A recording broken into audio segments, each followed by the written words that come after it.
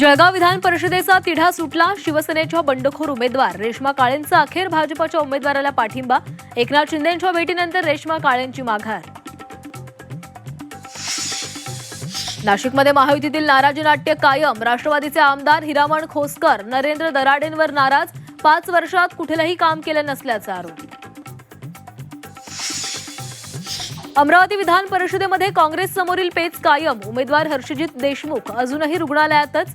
काँग्रेस वंचितच्या उमेदवाराला पाठिंबा देण्याची शक्यता.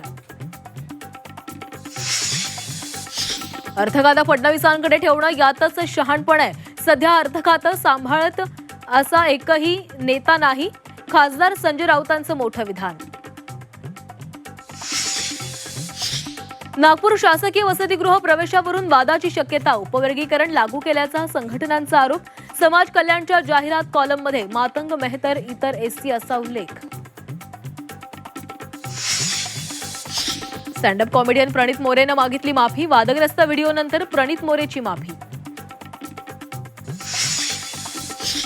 स्टँडअप कॉमेडियन प्रणित मोरेच्या अडचणीमध्ये वाढ. प्रणितचे जुने व्हिडिओही तपासले जाणार. गृहराज्यमंत्री पंकज भोयर यांची माहिती.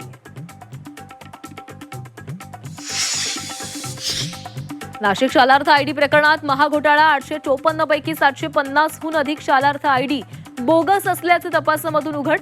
दोषींवर गुन्हे दाखल करून कडक कारवाईची तयारी सुरू. कांदा उत्पादक शेतकऱ्यांसाठी आनंदाची बातमी. कांदा खरेदी दरामध्ये प्रति किलो 70 पैशांची वाढ. सरकार आजपासून 16 रुपये 50 पैसे दरानं कांदा खरेदी करणार. मान्सूनच्या वाटेमध्ये एल निनोचं संकट. प्रशांत महासागरातील एल निनोच्या सक्रियतेमुळे देशातील अनेक भागात पावसाचं स्वरूप बदलणार. दुष्काळाचे ढगही गडद. भारतीय हवामान विभागाच्या इशाऱ्यानं चिंता वाढली. असंघटित क्षेत्रातील महिलांसाठी बीएमसीची नवी योजना. लाडकी बहीण धर्तीवर स्वाभिमान निधी योजना आणणार. महिलांना दरमहा आर्थिक मदतीचा प्रस्ताव.